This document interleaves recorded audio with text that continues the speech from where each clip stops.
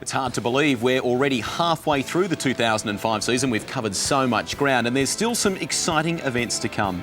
Hello, I'm Greg Rust. Welcome to our special mid-season review of the Australian Rally Championship. Coming up, a recap on the first three rounds. We'll check in on Ford's progress with the prototype Focus and when we can expect that car to make its competition debut. Plus, a closer look at the co-driver changes. And we'll have some special guests in the studio a little later on. But the season official started with the Rally of Canberra and there was some new combinations settling in for the first competitive outing of the year. For the start of the season, Cody Crocker and Dean Herrich both had new co-drivers in Dale Muscat and Bill Hayes. Scott Petter was now Mitsubishi's works driver with new co-driver Glenn Weston, Ed Ordinsky and enforced retirement. Chris Atkinson was in the World Championship, so not in the domestic series, but Juha Kangas was back in a satellite Subaru team. The Subaru Rally of Canberra is the first round of the Asia Pacific Championship and several internationals were at the head of the field. It doesn't count for the Australian drivers' title, but teams can score points in the Manufacturers' Championship. In many respects, it's a dress rehearsal for the title fight to come. A parallel event, the Capital City Rally, enabled the prototype Toyotas to compete for points in the National Manufacturers' Championship. Compact with 20 stages, this year the Forest of Canberra was still recovering from devastating bushfires, so the roads looked and felt different. Last year's winner, Dean Herrich, set the early pace, claiming the first set of stages. Cody Crocker passed his teammate on the next stage and the two work Subarus dominated, Crocker scoring 7 stage wins on leg 1, Herrich claiming the other 3. In the Capital City Rally, Simon Evans was setting times comparable to the Subarus, a good start for the season. On leg 2, the work Subarus were less dominant, claiming 5 of the 10 stages. Toshi Arai took 2 early in the day, and Taguchi and Petter each scored 1 on the Fairbairn Park Super Special Sprint. Crocker won the infamous mineshaft stage, but a hard landing claimed Taguchi and Mark Stacey, who were in too much pain to continue. Cody Crocker won Subaru Rally of Canberra from Dean Herrich and a fast finishing Juha Kangas. Simon Evans cleaned up the Capital City Rally ahead of team leader Neil Bates. Arai won the Asia Pacific division but was disqualified for an illegal gearbox, handing victory to Jussi Välimäki. In the Manufacturers' Championship, Subaru led on 72, from Toyota 52 and Mitsubishi third on 36. A good start for Subaru in Canberra and an ominous sign for its rivals, but Toyota posted some competitive times and we were yet to see the best from Scott Petter and Mitsubishi. After the break, we take a closer look at the opening round of the Drivers' Championship, but here's some magic moments from the forests around our nation's capital. Don't stop, get it, keep high captains in it, steady, watch me navigate. Don't stop, get it, keep high captains in it, steady, watch me navigate.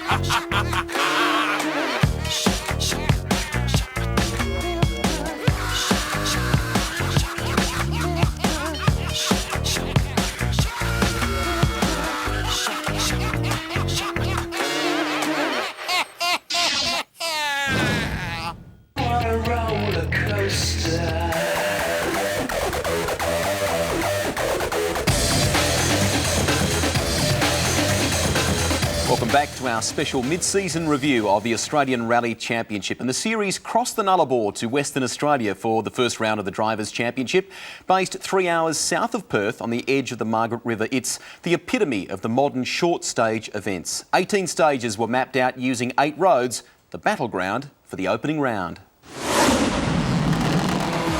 At Busselton on bitumen, the Toyotas were dominant. Neil Bates took the first test, Simon Evans the second, but it didn't translate in the forest. 3, 2, 1, go. Cody Crocker was first away, but with potential problems. Differential oil on the ground after his start gave a hint of concerns to come. Yeah, slippy 7 left brow in. It's a clutch. It's got to be the clutch, dude. Try and give it a bit of a rest. Something in the rear. Evans saw the oil and attacked the possible weakness, but he went wide, hit a bank and punctured his front left tyre. Right one, long. He was forced to drive the rest of the stage on 3 wheels and dropped to 20th. Neil Bates holed his sump retirement was the only option. Oh, that was a bit hard. Scott Petter was third after the Busselton Super Specials, and in his brand new Lancer Evo 8, he was fastest on the first forest stage and took the rally lead, a huge start to his season. Crocker had checked his diff at service and all was okay. With renewed confidence, the work Subarus were relentless. Midway through the morning stages, Crocker had propelled himself to the rally lead. In worsening conditions, he extended his margin, winning each of the subsequent morning tests. Crest 100. Juha Kangas poured on the pressure. Despite an off into a bank, he scored 3 stage seconds and a third in the opening sets, clinging to Crocker. Crest into 3 right. Top privateer Brad Goldsborough was after outright places, but he pushed too hard in the atrocious conditions and clouded a bank. Not enough to stop him, but still requiring repairs.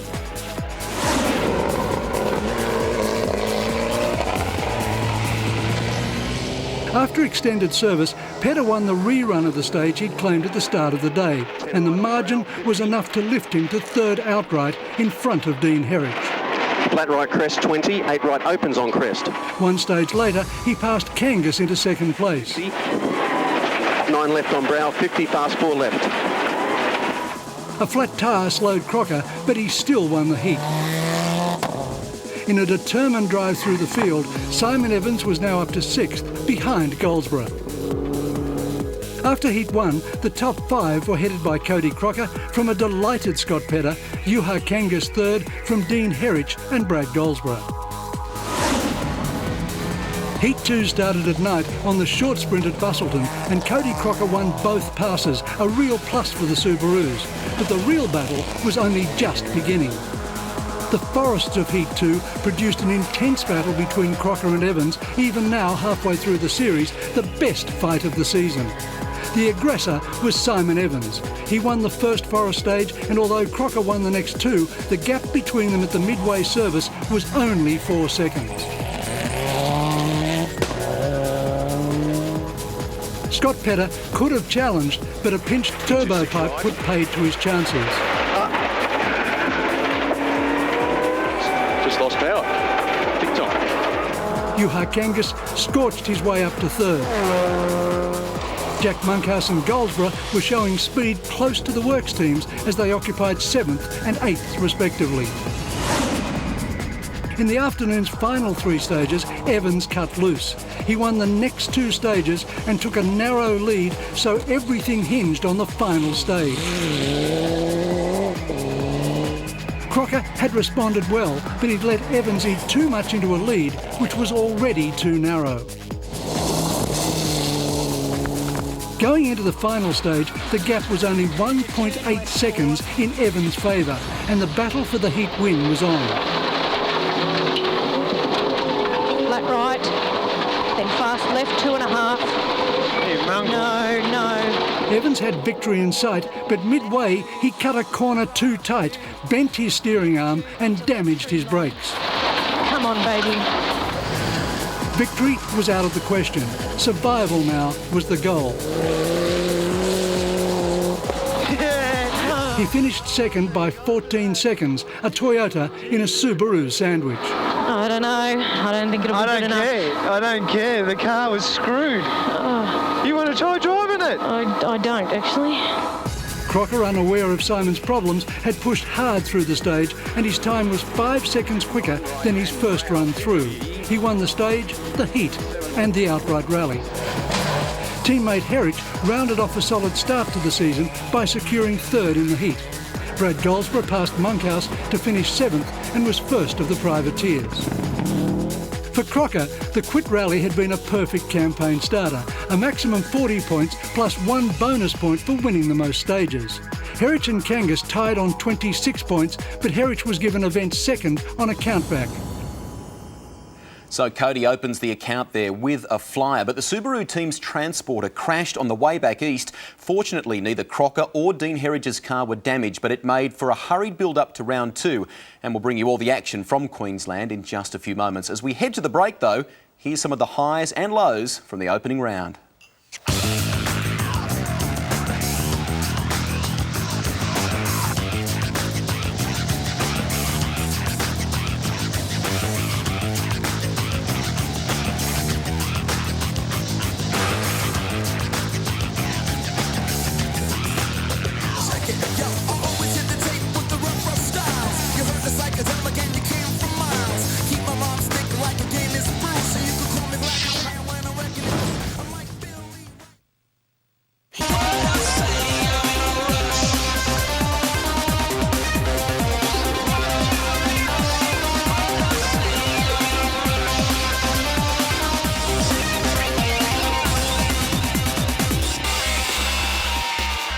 We're back on our special mid-season review of the Australian Rally Championship. The Coates Rally of Queensland is based on the Sunshine Coast, just inland from rally headquarters in Caloundra. Tough, challenging roads are a trademark of this rally, and 2005 was another serious test. On the first morning, series leader Cody Crocker was slowed, initially by a slipping clutch. The problem also affected his teammate Dean Herridge. It should have been a gift for Toyota, but Neil Bates and Simon Evans were also in trouble with what seemed like a misfire. What's going on? I don't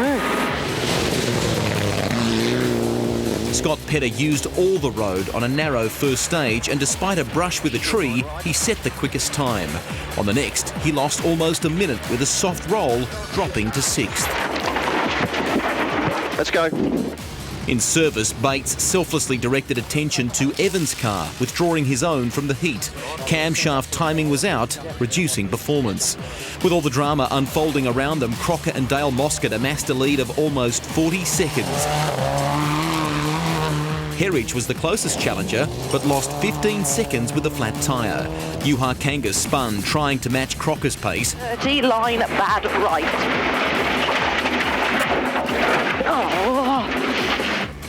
And despite the early roll, Petter hadn't lost any nerve.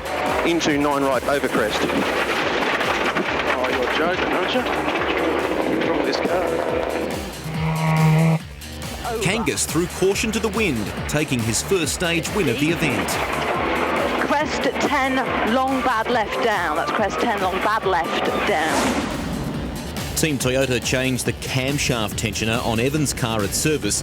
Now full power was resumed, and he won the first of the afternoon stages by a massive 15 seconds, jumping to 7th. Fast left 100.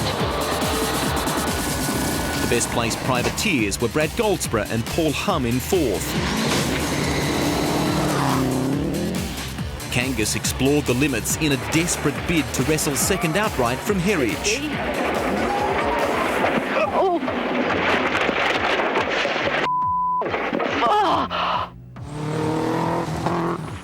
The damage assessment didn't look good. At least Kangas and Julia Rabet were okay. 100. Cattle. Petter slowed for stray cattle but held on to 3rd. Fast right 3. And gas again.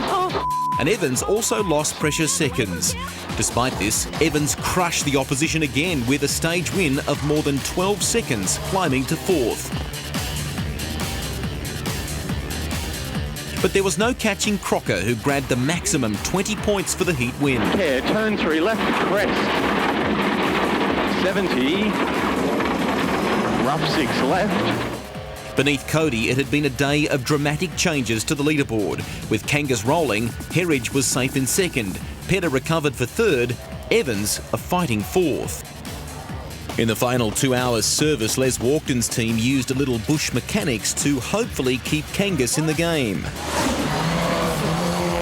A huge crowd lined the streets of Caloundra for a fast 1 kilometre street stage to start Heat 2. Neil Bates worked his magic on the bitumen and went fastest by 0.3 of a second from Evans and Crocker. On the first stage of the final day, the efforts of the Walkden team was to no avail, as the left front wheel assembly collapsed just 3 kilometres in. What just broke? Disappointing end to a traumatic rally. Driving on the edge, Petter hit the same tree he'd glanced the previous day, a short distance past the retired Kangas. His rally was over. Oh, no. In frantic pursuit of Crocker, Evans pitched into a corner, pushing the tyre off the bead, lodging debris between the rubber and the wheel. Luckily, it didn't deflate. Crocker made an untidy start to the afternoon's long stages, bouncing off gutters and two-wheeling. 9 right 50. At one point, he was so far offline, shrubbery came through the Subaru's roof vent. But his time was outstanding, almost 20 seconds better than Evans' record effort in Heat 1. Simon couldn't match it, and the cumulative gap blew out to 8.4 seconds. Herridge was trying to move out of his comfort zone. With a new setup and change of tyres, he pushed hard. 70. Yeah, right. Yeah. The impact left the rear wheel askew and his co-driver Bill Hayes was in pain. Several times the wounded car tried to get away from Herridge, but he gamely held on.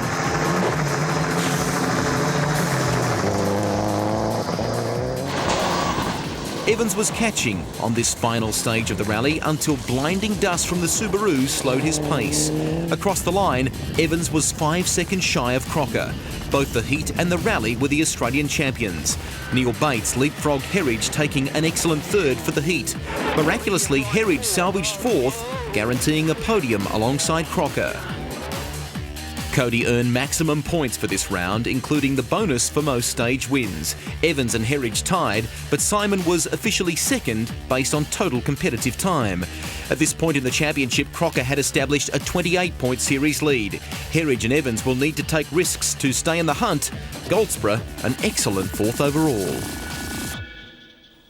Crocker claims Queensland, and with his rivals in the midst of so much drama, his title defence is already looking good, but there's still a lot of rallying to do. Incidentally, Cody is one of our special guests here in the studio later in the program, and he'll be joined by his great rivals, Scott Petter and Simon Evans. How on earth will we control that motley lot? In the meantime, here's some of the hot shots from Queensland. I'll buy an old car.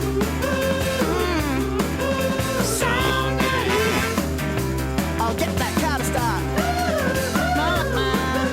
Someday I'll learn how to drive too. Yes, I will now. When it's someday, imagine all the things I could do.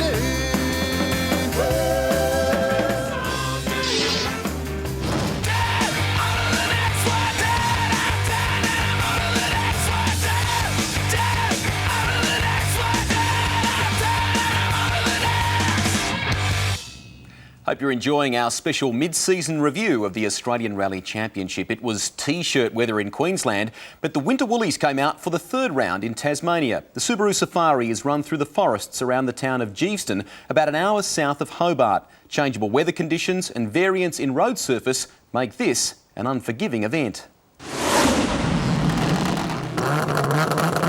Having dominated the first two rounds, Cody Crocker was high on confidence. But he'd never won in Tasmania.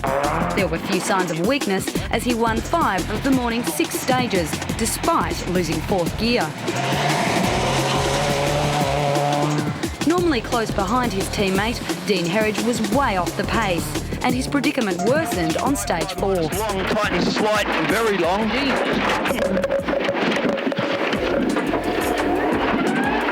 He lost almost 2 minutes and slipped to 13th. After crashing out last year in Tasmania, Toyota's Simon Evans put his demons behind him and went out hard. He took the rally lead early, but on stage 4, it all went wrong. No! You mongrel. Sue and Simon managed to get back on the road after 30 minutes. Their hopes of a heat win dashed. A terrible morning for Neil Bates, 12th after he lost turbo boost when an intercooler pipe came loose. What's happened? Die! 2-time Subaru Safari Tasmania winner Juha Kangas struggled with setup, dropping to 5th. Mitsubishi's Scott Petter took advantage of Simon Evans' misfortune and moved up to a comfortable 2nd by midday.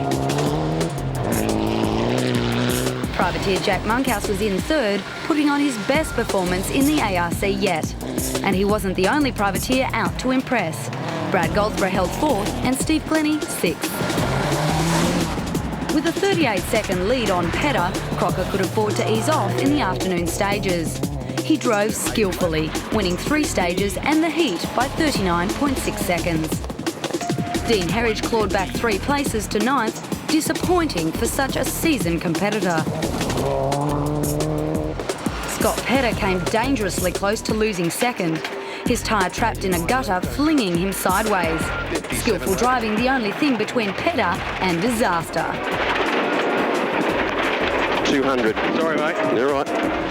Simon Evans won 2 stages, but it was too little too late, and he finished 25th. Neil Bates recovered 3 places to 8th, while Ben Barker retired with a broken drive shaft. Juha Kangas bumped off Brad Goldsborough and Jack Monkhouse for 3rd. Monkhouse 4th, dropping 14 seconds with a wrong turn. Brad Goldsborough slipped another position, ending the day 6th, while Steve Glennie took 5th, his best ARC heat result yet. So at the end of the heat, Crocker secures another 20 points. Petter earns 16 and Kangas 14. Monkhouse and Glennie also score some valuable points. Frost covered the cars and fog blanketed the stages as Heat 2 got underway. Crocker continued to rack up stage wins and led by 22 seconds at midday. Dean Herridge and Scott Petter were locked in a scintillating battle for second on the morning stages. But neither were comfortable with Simon breathing down their neck. Just 2 seconds separated the three drivers. Neil Bates suffered another intercooler problem. Without turbo boost, he dropped to 18th. Teammate Ben Barker passing him on stage as he moved into 7th ahead of Brad Goldsborough. Jack Monkhouse was struggling, 11th after he suffered a puncture and drove the longest stage of the rally without notes. It's right. Press 30 something. Straight first 9 left. Looking for a bridge, Jack. Bridge is a few days at least. Okay. With a 22-second lead, Cody Crocker was not about to risk his almost certain victory. As usual, he drove masterfully and won all 4 afternoon stages, the heat and the rally, tightening his grip on the championship. I'm ecstatic, you know, it's just a dream come true. We sort of planned on doing well this season, but to have this sort of start is just out of this world, absolutely ecstatic. Dean Herridge settled for 3rd, unable to catch Scott Petter. Petter tied with Crocker for 1st on one stage, cementing his 2nd for the heat and the rally with some of his best driving yet. More comfortable with setup, Juha Kangas drove well to take the final podium position. Teammate Benny Tarrant finished strongly, 7th on the day's final 3 stages, 6th for the event. Simon Evans and Ben Barker both suffered flats, finishing 5th and 8th respectively. Kevin Shaw drove impressively all day, taking 6th overall in Heat 2. Amazingly, he was 2nd on one stage, close behind Cody Crocker. So, Cody Crocker took maximum points away from Subaru Safari Tasmania. Scott Petter racked up his best result yet in 2nd, and former winner Juha Kangas was 3rd. With 6 heat wins on the trot, Crocker looks untouchable on 123 championship points. Herridge holds on to 2nd, while Petter moves up to 3rd, Evans is 4th, Kangas 5th, and leading privateer Goldsborough is 6th.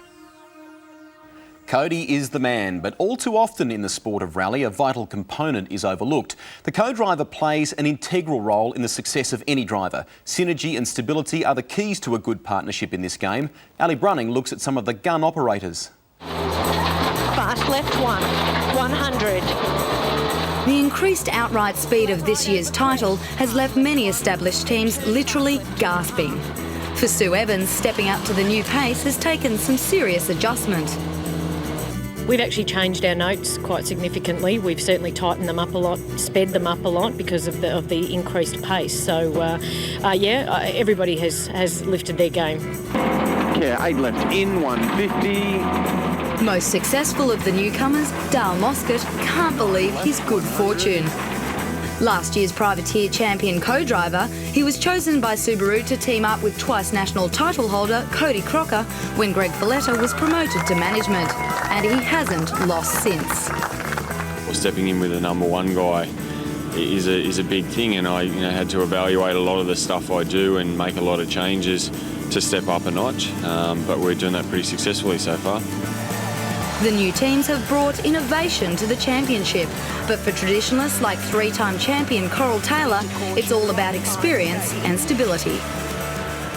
The job that happens within a rally car and the teamwork between those two people is based upon total trust and total commitment, in an environment that's involving very high speeds on tricky surfaces. For some, the passenger seat is the best in the house. Rebecca Cochran teamed up with Jack Monkhouse after round 1. It's a ride on the wild side as Jack experiments with his limits, but Beck is impressed. He has a natural flair just to, show off a little, but he just a great aptitude to be able to do that and control the car. It's not perhaps the most sensible thing to be doing if you're preserving the car and getting it to the end of the rally. So we've discussed driving style and perhaps just getting to the end. Sometimes the co-driver also becomes captain and coach. Well, let's stay on it, mate, stay on it. Dean Herridge's new partner, Bill Hayes, initially took a passive approach, but he's gradually turning up the heat on his driver. Yeah, it's starting to come now. To be honest, early on I've had to adjust and learn Dean's driving style, learn when the car's actually going fast, time-wise, and not going fast. So now I've probably put a lot more input into the psyche of it, as Glenn used to do, than I did at the start of the year. And, hopefully that's starting to develop a bit more. For Glenn Weston, his first ride with a works team is a dream realised, and he's brought a calmness and maturity that helps keep Scott Petter in check. Keep it tidy. I think I'm a bit of a leveller for him. So being a few years older than him and hopefully having a level head on my shoulders, it's sort of evened out the temperament in the team. And once again, it's working really well. So Scott listens to what I say, I listen to what he says, and we're hand in hand. It works good. At the beginning of the season, there was scepticism about these new arranged marriages. Now no one can dispute how much the co-drivers have brought to the partnerships. A number of the new partnerships are actually working much better than many predicted pre-season. Coming up, a new player preparing to enter the ARC, and we examine the performance of the privateers. But on the way to the break, here's some of the hot shots from Tasmania. Hey, makes a man take things over. Hey, lets him loose and hard to swallow.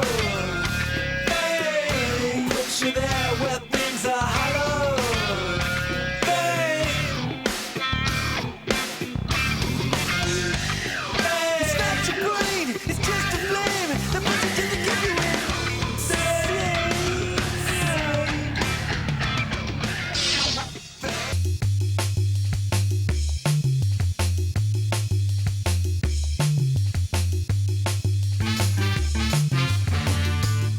We're back. A start date is getting closer for the much anticipated Ford factory team entering the Australian Rally Championship. All the ingredients are there.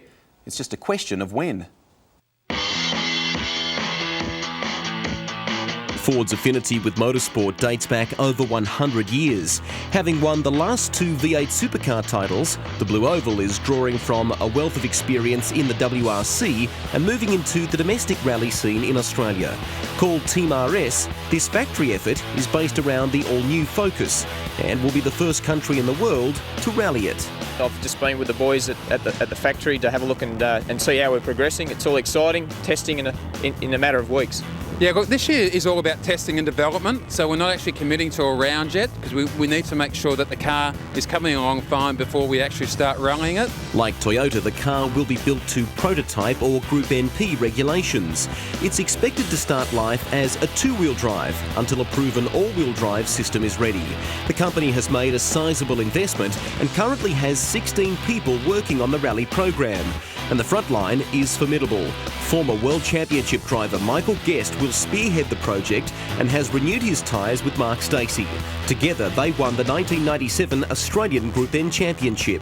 The way I see it, they want to get involved in this championship and be part of it, and at some stage win the championship. I don't think they're coming here to just play second fiddle or be an extra in the field. I'm involved because I believe that at some point Michael and I are going to win the championship in a Ford, so that's why I'm involved. Yeah. Team RS is resigned to missing the South Australian event, but hopes the car will make its debut at the penultimate round of the championship in Melbourne. Building an all-new car is an ambitious project, although Ford concedes it has been in contact with the company's World Rally Championship team during the construction phase. And in a show of commitment to the cause, the company has extended its contract with Guest until the end of 2007. I've been in the sport a long time and I understand the process is only too well what it takes to build a competitive rally car, and you can't rush really good engineering, and that's what we're getting is excellence in engineering. To begin with, just one car will contest the ARC. Once the Focus has proven itself competitive, the team is likely to expand to two cars. It's not clear who Ford would target to drive the second entry, a fast rookie, a gun for hire like Ed Ordinsky, or perhaps even use it as a cross-promotional tool, drafting in V8 supercar drivers for a bit of fun in the forest. We'll keep you posted on Ford's progress. Perhaps one of the guys you're about to see will get the chance to drive the Focus. On a number of occasions this year, the privateers have shone against the factory teams. With many privateers upgrading to newer cars, the 2005 championship was expected to be more intense than ever. And right from the first round, the competitors have certainly been pushing their cars to the limits. So who are the real contenders at the midpoint of the season? Darren Winders, having crashed just metres from certain victory in the RS Challenge last year, now had a lot to prove. Upgrading to a Subaru Impreza, he showed his pace in Queensland, winning his first ever ARC stage, the 770-metre Mitsubishi. After 3 rounds, he has 32 points and lies 7th. Tony Sullen scored an experienced co-driver in Ben Atkinson after brother Chris went on to tackle the WRC. The partnership seems to be gelling well, with the Targa-winning duo finishing 5th privateer in Western Australia and 6th in Tasmania. They're currently 6th in the championship on 42 points. In a Bates-prepared Corolla Sportivo, Martin Lintott came out firing in Western Australia, driving brilliantly to 2nd privateer. But in Queensland, he suffered the same timing belt problems as the factory Toyotas, finishing equal 6th non-factory driver. In Tasmania, he scored 10 more points, bringing his tally to 50, Lintott now 5th in the championship. Last year's RS Challenge champion Steve Glennie has been showing extraordinary speed in Dean Herridge's 2004 Subaru. In Queensland, he finished an amazing equal 5th overall, his best ARC result, and equal 2nd privateer with Jack Monkhouse. The young driver looked to be heading for an even better finish in Tasmania, but struggled in Heat 2, finishing 7th outright, still 2nd privateer. Glennie is currently 4th on 60 points. Jack Monkhouse impressed many last year in an ageing Galant, coming a close 2nd in the Privateers Championship. This year, he's looking to go one better. In a factory-supported Evo 7, the young South Australian was thwarted in the first round by a frustrating lack of spare parts when he broke his centre diff bar. By Queensland, he was back on track, but suffering from the flu, he was still unable to take top privateer honours from Brad Goldsborough as the rivalry intensified. In Tasmania, the breakthrough he was looking for finally arrived. He drove beautifully in Heat 1 to 4th overall, a personal best, and managed to hold on to 1st privateer for the round despite a few hiccups in Heat 2. Monkhouse is now 3rd on 68 points and still chasing his perennial rival. Oh, it's actually quite funny. If you beat him by a couple of seconds or something, you go up to him and ask him if he had the handbrake on or how many spins did he have and stuff like that. And he's a bit of a funny character himself. Like, he loves to stir you up a fair bit and try and mentally put you out of it, but we just give it back to him as much as he gives it. So it's great fun and it's a really good battle between us. The surprise performer of the season is Irishman Kevin Shaw. Having rallied on tarmac in Ireland, he moved to Australia 12 years ago and started a car dealership. With that booming, he went back to rallying, this time on gravel, and found instant success in his first year in the ARC. He's never rallied on these roads, and yet he's showing amazing speed, finishing 3rd privateer in WA, 4th in Queensland and 2nd in Tasmania, with his first privateer heat win. He's now 2nd on 70 points and loving it. It's a great championship. A lot of very, very good drivers and very good cars. A lot of factory cars, so it's good to be here and it's good to be amongst them. But for the entire field, it'll be a tall order to catch defending champion Brad Goldsborough. The lovable larrikin looked untouchable over the first 2 rounds as he performed brilliantly, taking out top privateer. But in Tasmania, things didn't go as well for Brad, culminating in a roll in Heat 2 when his brake pedal went to the floor. He still took away 10 valuable points, adding to his mounting total. And so after 3 challenging rounds, Brad is #1 privateer, enjoying his rivalry with Jack and looking forward to a successful end to the season.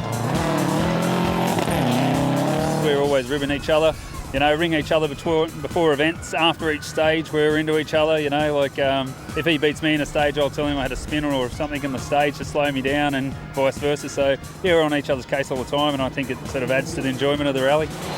Looking to improve their standings in the second half of the season will be David Hills, lying in 8th, John Mitchell, who's had a myriad of problems with his Evo 7 in 10th, and Andrew Panham in 11th. So, to recap, Goldsborough is still the man to beat on 94 points. Kevin Shaw is impressive in second, with Jack Monkhouse just 2 points behind, while the others are chasing the leading pack. Now, after the break, we're going to let the top drivers loose in the studio. They all have strong views on the big issues in the ARC, and we'll hear from them shortly. As we head to the break, some of the best action from the privateers in the opening rounds.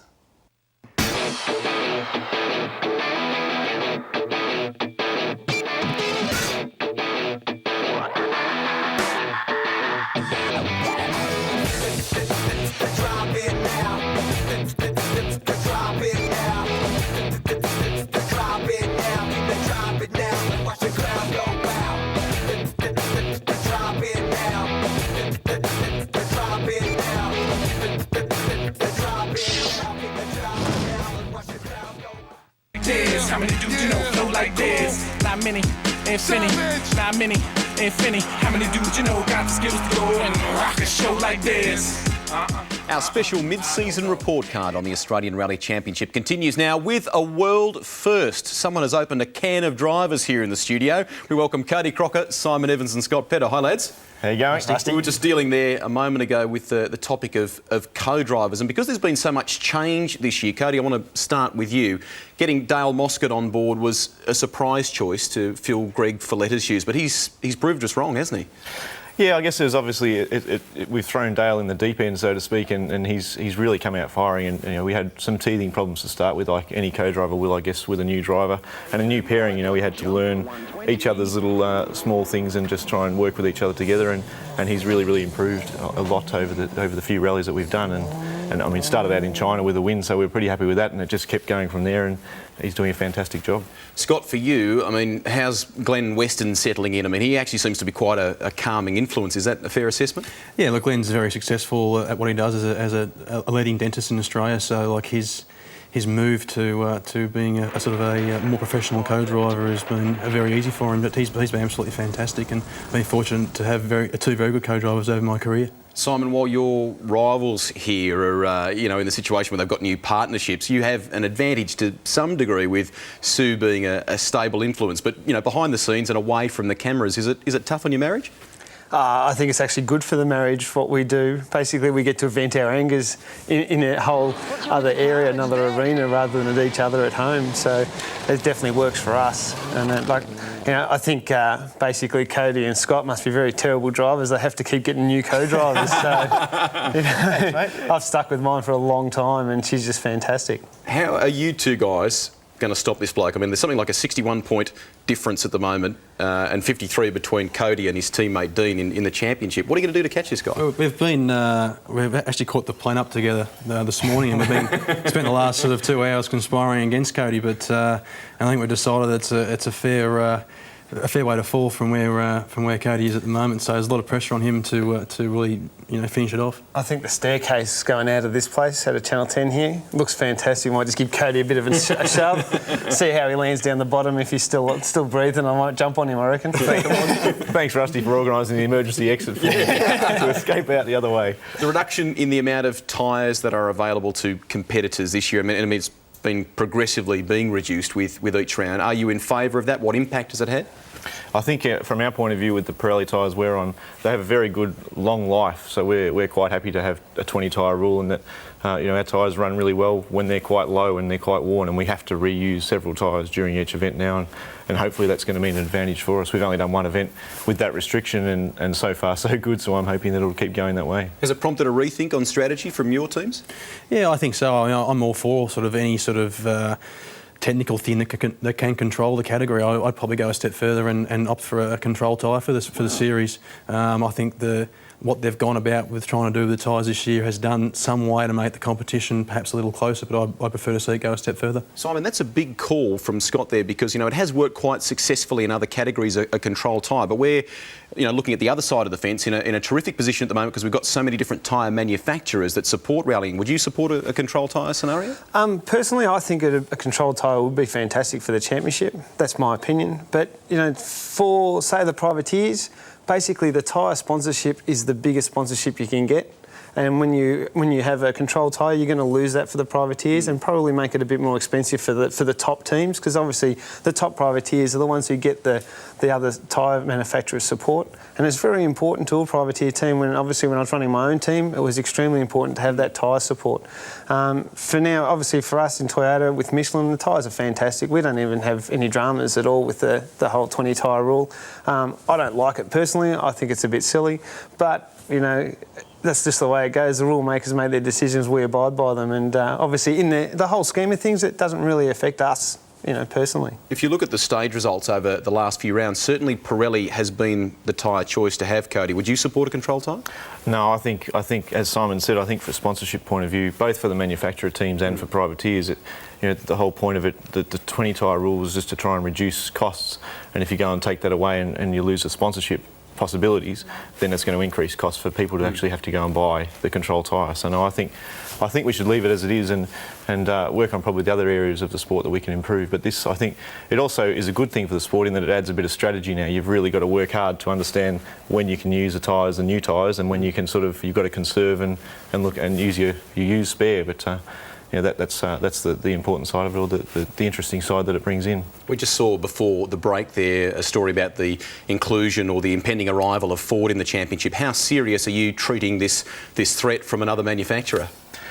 It's going to be interesting. There's a lot of rumours going around that it might be a two-wheel drive car to begin with. We don't really know what's happening, but if it is a two-wheel drive, it obviously won't be a threat this year. But I'm hoping that we need more manufacturers in the sport. That's one thing that increases the level of competition. So if they get the four-wheel drive beast going, then we're going to be we're in for a bit of a run for our money. But that'll be a great thing. You know, more manufacturers, more cars, more drivers. It's only going to be a good thing. What about Michael Guest? Michael Guest, well, what can you say about Michael Guest? He's done the World Championship. Why are you laughing, Coach? No. It's going to be a threat, that's for sure. No, look, Guest is his own force as far as I'm concerned, and personally I get along well with Guesty, but to be honest, I think he's had a bit too much time out of the car. He's going to struggle with the pace. Obviously, we've been doing events constantly since he's been out of it, and you cannot beat kilometres in a car, and especially in today's championship where it is so close. I think if they're going to come out with a two-wheel drive car, so the rumour has it, will be good for him, but once they make that switch to four-wheel drive, I think personally Michael will struggle. But, you know, who's to know? I think one thing Ford's going to find is, as Toyota has found, it is very difficult to get a car right for this championship. It is so close and so hard fought. We are very close now, and we're into our third year. So I think Ford will become competitive maybe after 3 to 4 years, and then they'll be a force to be reckoned with them. And once they're there and contesting it, it'll be interesting to see how they cope with it all. What sort of things would you guys like to see? I mean, if you had an open checkbook, or perhaps could work with a number of changes with the organisers, what things need to change with our championship, do you think, Scott? I think I'd like to see more events. You know, like you've got a V8 series, which is obviously the premier category in Australia as far as motorsport goes, and you know they've got a lot of events and they've got a lot of different events going to all different parts of Australia. I think 6 events is a bit limiting for the Australian Championship, and I'd like to see more diverse events, and perhaps a Bathurst style event where you've got perhaps one car and 2 drivers over a longer period. We could turn me and Scotty in the same car. I'll drive his car one stage, you drive my car the other. See how far we get. I think just more diverse series. You know, throw in different surfaces and just make it a little bit different. I think it's I think if anything, you know, the series is going from strength to strength, but it has the tendency perhaps now to become a bit dull with the sort of type of events that are being run. Quickly, the back end of the championship, will we see you two guys putting more pressure on this bloke over here, do you think? As I said, you know, it's a long way to fall, and you know, we don't hope any bad things happen to Cody. You're going to push really hard, aren't you? Yeah, but we'll just keep trying the same as what we have, you know, in the past, and you can, I suppose, the sport of rallying, you can only run your own race. You know, you can't rely on or worry about other people running off the track like other forms of motorsport. So you just got to run your own race, and if that's not good enough, well, it's not good enough. When will you get the latest bits that are on offer for the Toyota? Basically, I'm going to run them in the rally in Melbourne. We're going to run the centre diff. Neil's chosen to run it for this event as a development tool, and I've chosen not to do that. I want to save it for Melbourne. I think for the Melbourne conditions, the centre diff will be perfect. So, yeah, a bit more time in the car before I wanted to run it. Well, they all know the Melbourne event very, very well, and we thank Cody Crocker, Simon Evans and Scott Petter for joining us in the studio today and wish them luck with the rest of the championship. Right now, though, let's take a look at what is coming up on your home of motorsport, and in fact, it's our coverage of the next round of the championship from South Australia, and you can catch all the action right here on your home of motorsport, Sunday, August 21 at 1 p.m. On behalf of the entire team, though, I'm Greg Rust. We'll catch you next time. Bye for now.